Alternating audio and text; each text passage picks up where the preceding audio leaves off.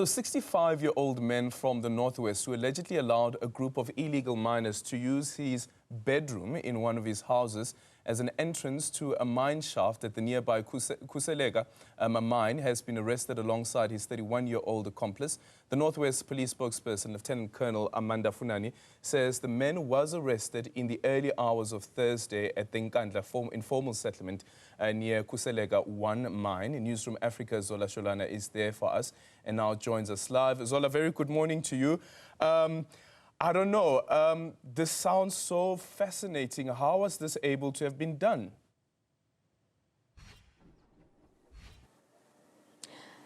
Well, Aldrin, that's what a lot of people are saying right now, thinking about the thought process that went to all of this. When you enter this yard, this is just a normal house, you know. One wouldn't expect to, one wouldn't expect that there could be activity happening in one of the rooms, a bedroom to be quite specific, Algin. Now, we will walk you through it so that you are able to see. In all these rooms that you see here, this is obviously bedrooms and they're all occupied, but this particular bedroom is allegedly used for illegal mining. Now, we are told that these miners that were arrested, about 6 miners, would resurface from this point. We understand that they are allegedly stealing copper cables from a nearby shaft, which is Kusalega shaft. Now, we have seen mine security guarding the premises because they believe that they are expecting to arrest more people, or rather more people are expected to resurface from this. There's a lot of activity here, as you can see that there is food, there's clothing items. So we are told that they would resurface, have their lunch here, and then would walk out using the front door of the house.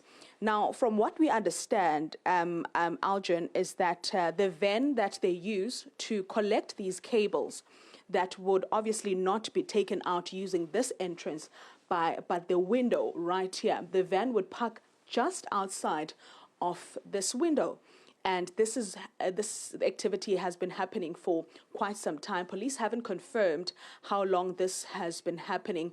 And we are told that even neighbors could not really, see what is happening or suspect anything with regards to illegal activity that is happening here. We understand that the owner of the house is currently apprehended by the police and will be appearing in court. The family has also alleged that they've been receiving threats following this incident. But the premises are heavily guarded by mine security to ensure that if there's more people that will resurface from this, then they will possibly find themselves arrested.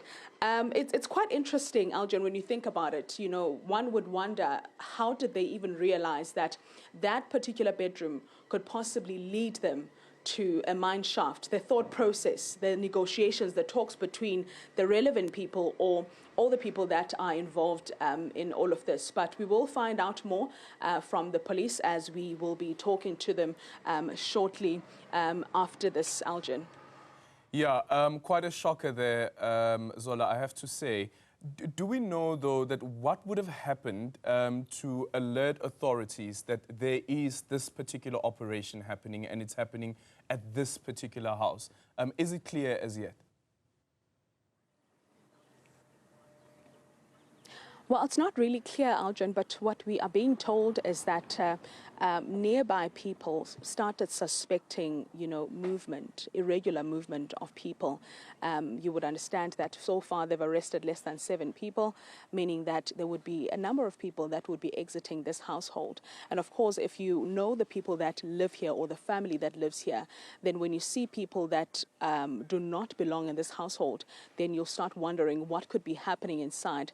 And now when you see a van that always makes its way to the other side, as we are being told that that's where they collected the copper using the other window, not the front entrance, then that raises a lot of eyebrows, from the community to say what could be possibly happening in this particular yard.